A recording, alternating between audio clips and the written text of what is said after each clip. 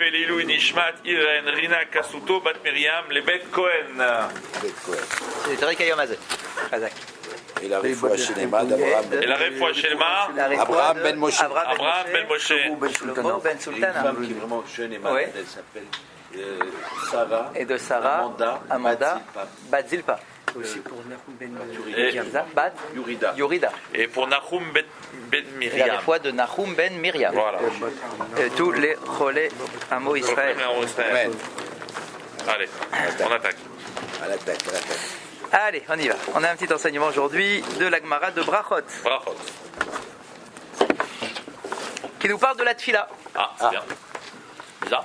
Mina Shamaim, hein, les choses elles tombent comme elles tombent. Alors vas-y. Amar Rabbi Chama Berabi Chanina. Im ra'a Adam sheitpalel velo na'ana, yarzor veitpalel. Bon. L'enseignement dans la Gemara nous dit, si un individu s'aperçoit qu'il a fait la tfila et qu'il n'a pas été exaucé, ça peut malheureusement arriver. Comment il s'aperçoit? Hein? Eh ben, il a demandé quelque chose et c'est pas exaucé. Ah ouais, bon. Je m'aperçois que c'est pas exaucé, c'est clair, c'est évident. Bon. D'accord, j'ai demandé, j'ai envoyé une demande précise Demandé. et ça n'a pas été exaucé. Alors la Gemara nous dit, avant de te poser la question, etc., ouais. le fond, le toit, déjà ce qu'il nous dit, bah Yarzor vite palel, recommence. Commence. Ouais. Si il t'a trouvé porte close, On demande. frappe encore une fois à la porte. D'où est-ce qu'on le sait, de ce principe-là? D'où est-ce qu'on l'apprend? Chez Nehemar, parce qu'il est écrit Kave el Hashem, Chazak ve'ametz libecha, Vekave el Hashem. Kave, Vekave. Espère en l'éternel, et espère. Ça veut dire quoi? Espère une première fois, frappe une première fois à la porte. Si malheureusement ça n'a toujours pas été exaucé, continue, reviens. Certains de nos chachamim nous disent c'est l'une des sources de la chazara de la Hamida. Ah, Ah ouais. L'importance de la chazara, Mina Shamaim, hein. L'importance de la chazara. Donc quand c'est exaucé, t'as pas besoin. Ouais, mais comme tu sais pas encore parce que c'est trop rapide. Donc l'importance de la chazara de la Hamida dans les minyanim, ah voilà. c'est notamment Ceux qui font 3 fois. KV, VKV. KV, VKV. Tu fais une première fois, tu as fini ta Hamida, et hop, tu reviens, tu remets direct tout de suite en route sur le travail de la deuxième demande. À bon entendeur. Salut, hein.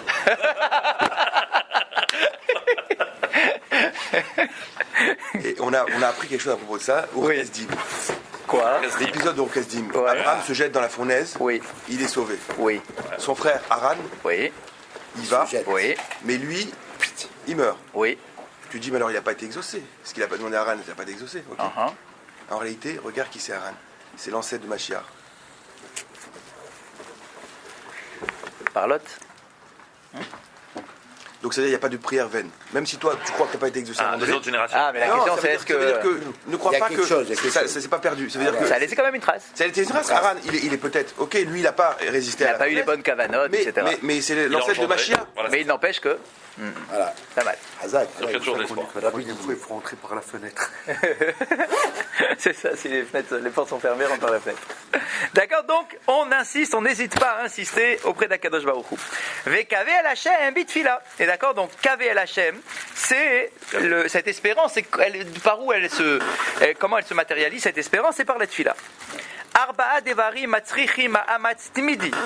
Il y a 4 choses qui nécessitent un effort constant. 4 choses. 4. Les voilà. Talmud Torah, l'étude de la Torah. T'as beau avoir un peu l'habitude, etc., et ça demande un effort constant. Bien sûr. D'accord? Ne crois pas que c'est acquis pour toujours. Il faut refaire des efforts et réétudier et approfondir, etc. Donc l'étude de la Torah, c'est la première chose qui demande un effort constant, permanent. Ma'asim tovim, les bonnes actions. Bonnes actions. Tu vas dire, j'ai déjà fait une bonne action. Bah d'accord, t'as déjà fait, mais il faut refaire. On le fait.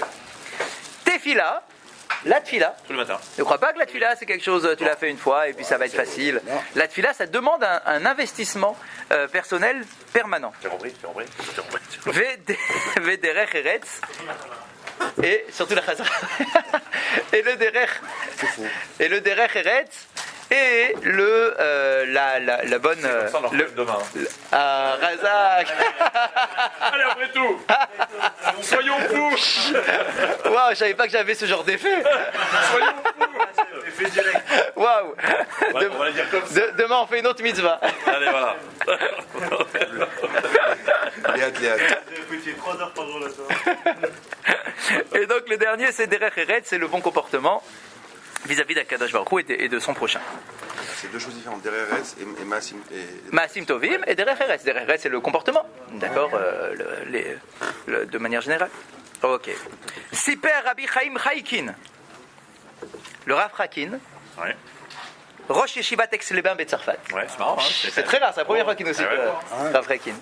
Qui était le Rosh Yeshivat de Aix-les-Bains, un maître de Torah. Mitalmider Chafetz Chaim, vous savez que c'était un élève du Chafetz Chaim, c'était pas n'importe qui, le Rav Chakin.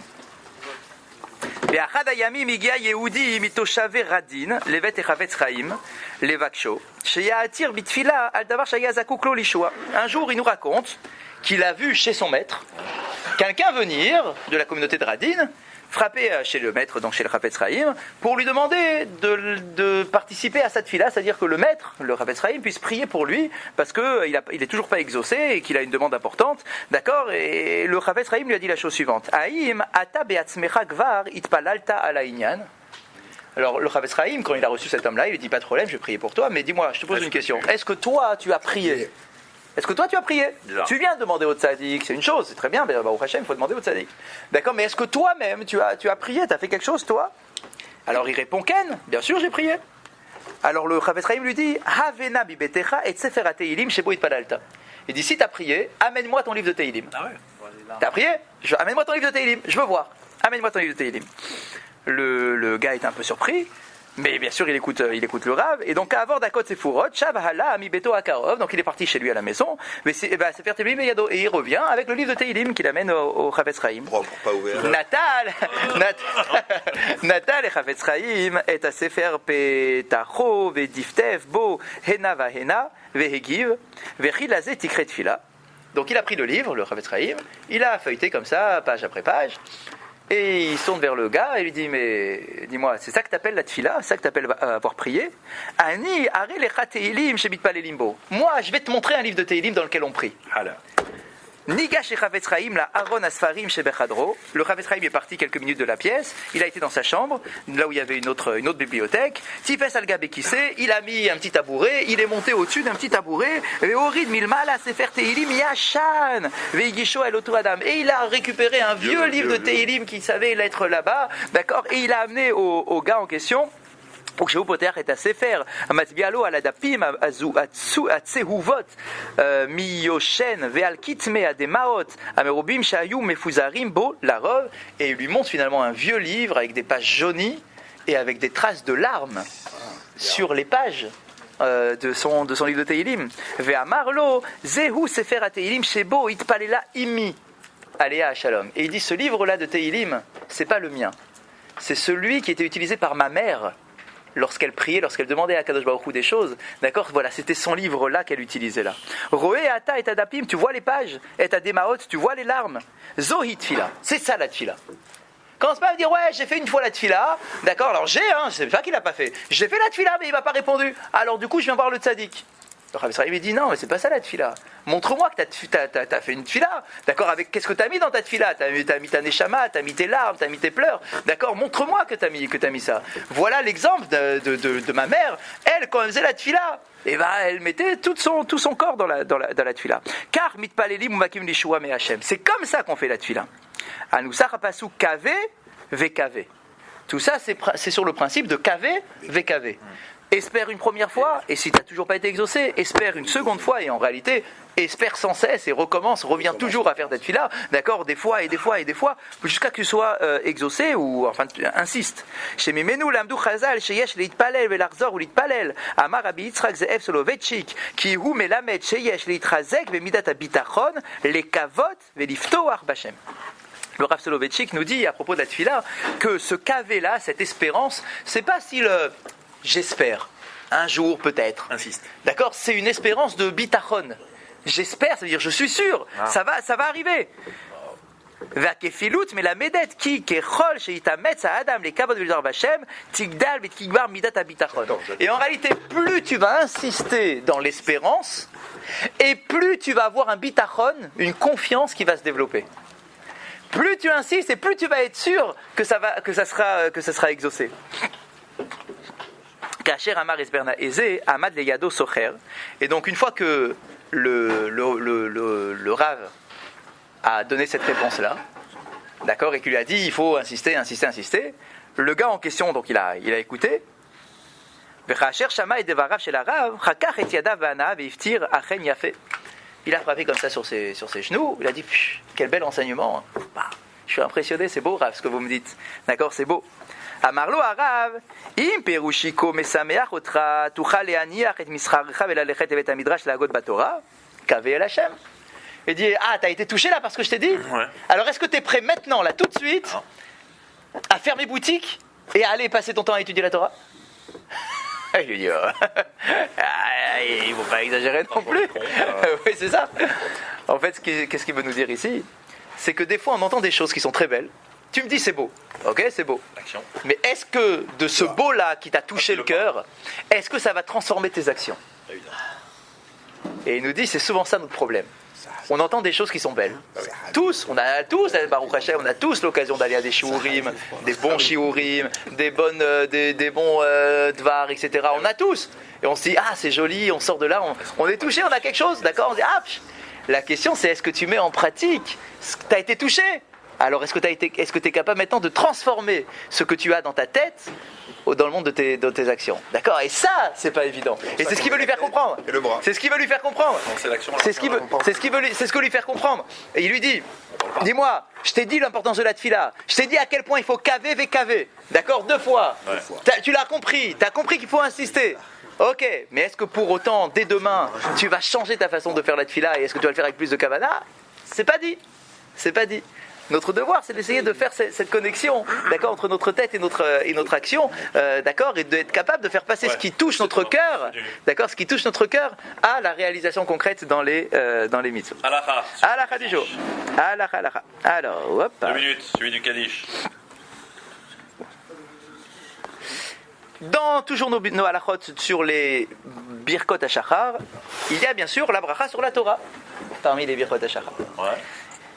Bechol et shadam lomet Torah, tzarich hu lehodot lakadosh baruch hu ala tova hagedola she'asa lanu bazeh shenatan lanu et Torah. Normalement, notre état d'esprit, lorsqu'on ouvre un livre de Torah, n'importe quel, tu t'assois 5 minutes pour lire un chumash, une mara, une halacha, d'accord? Tu ouvres un livre quelques minutes, tu dois te dire à chaque fois, quelle joie, merci à Kadosh Baruch Hu de m'avoir donné la Torah. Profite de la Torah. Tu te rends compte, à chaque fois on est censé se dire, à chaque fois. On dit quelle joie, on remercie pas toujours.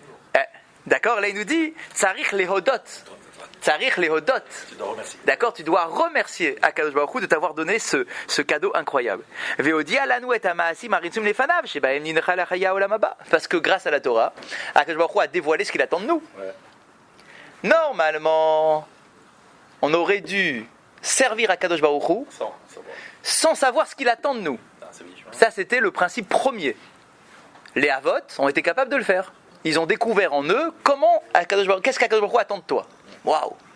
Nous, aujourd'hui, on n'est pas capable de faire ça. Baruch Hashem, Dieu nous a dit, voilà ce que j'attends de toi. Il nous a donné le livre. Tiens, voilà ce que j'attends de toi. Donc, du coup, quand on étudie la Torah, on doit se dire, merci à Akadosh Baruch Hu de m'avoir donné non seulement la beauté de la Torah, mais de m'avoir présenté ce que tu attends de moi. D'accord? Comme ça, au moins, je sais comment je dois te servir. Explication. Exactement. Yevarech et Birkat Torah besimcha gedola. Et donc, du coup, quand le matin, on fait la Birkat Torah, la bracha sur la Torah qui est censée marcher sur la journée en complète, on doit le faire besimcha gedola, avec une grande joie. Tu le fais pas à moitié endormi. Tu dois le faire avec une grande joie. Lehodot le Akadosh Baruch Hu ala asher bachar banu venadlanu et kelechem dato à Torah. D'accord, pour le remercier et montrer qu'on est heureux d'avoir reçu la Torah. Ve'amru chachamenu zal shelo charva haaretz churban bet hamikdash ela mipnei shelo bachu batorah techila. Vous connaissez ça, c'est dans la Gemara. On nous dit pourquoi, enfin une des raisons pour laquelle le Bet Hamikdash a été détruit. Etc. Exactement. Quand est-ce qu'on le lit? Chapitre 9, Tisha B'Av. Tisha B'Av. On le lit à Tisha B'Av. Pourquoi est-ce que le Bet Hamikdash a été détruit? Akadosh Baruch Hu nous dit, parce que vous avez abandonné ma Torah. C'est-à-dire quoi abandonner la Torah? On n'a pas abandonné. Sans joie. Parce que tu as fait. Alors la première réponse est celle-là. Parce que tu as étudié la Torah sans faire la bracha avant. Sans faire la bracha. Tu as étudié la Torah. Oui, tu as étudié, mais sans faire la bracha. Très bizarre comme enseignement. Voilà, exactement. Pourquoi si tu as étudié, c'est l'essentiel. C'est quoi le truc de la bracha là? Bon, ok, t'as pas fait la bracha, mais si tu as étudié, t'as pas abandonné Hachem. Alors, il y a 50 raisons. une des explications, c'est la suivante. Shelo hayta Torah chashuva be'enehem kol kach levarech alea. Le fait de faire une bracha avant une action, ça donne de l'importance, ça donne de la chashivut. Si tu étudies la Torah sans faire la bracha avant, c'est que tu considères que la Torah c'est comme un livre de science ou un livre de connaissances, de savoir, etc. D'accord ? Le fait de faire une bracha avant de l'étudier, ça donne de la chashivut à la chose en question. C'est une des raisons pour laquelle les chachamim ont instauré les brachot. D'accord ? Quand tu as une bracha avant de mettre tes tefilines, quand tu as une bracha avant de faire telle ou telle mitzvah, c'est pour prendre le temps et une prise de conscience de l'importance de l'action que tu es en train de réaliser. D'accord ? Donc, du coup, si tu étudies la Torah sans faire la bracha, c'est que tu n'as pas donné l'importance à la chose. Et pour la Torah, la bracha en question, elle doit être récitée avec joie. Od amru chachamenu zal, shemi she'eno nizar levarech et birkot haTorah kodem limudo, eno zoche sheyelo banim talmidei chachamim. C'est une des expressions qui est donnée, c'est aussi dans la Gemara, c'est dans les Darim. On dit que quelqu'un qui étudie la Torah sans avoir fait la bracha avant, d'accord, cette Torah-là, elle ne va pas avoir d'influence sur sa descendance. Il n'aura pas le mérite d'avoir des enfants talmidei chachamim. C'est un peu la même idée. Si tu ne donnes pas d'importance à l'étude de la Torah, en faisant la bracha correctement, etc. Du coup, tes enfants, même quand ils vont te voir étudier, ils vont te voir étudier comme quelqu'un qui étudie un bouquin. D'accord ? Mais si tu le fais avec joie et que tu montres que c'est important à tes yeux et que tu le fais avec ce sentiment-là, alors aux yeux de tes enfants, c'est quelque chose qui va passer. Et donc, tu auras, on espère, le mérite d'avoir des enfants de Talmidei Chachamim. Od, c'est la joie. Od Non, Léodot, c'est... Non, les Hodot. D'accord, c'est Odaya. Modé. Simcha. Léodot, c'est remercier. Modé Ani.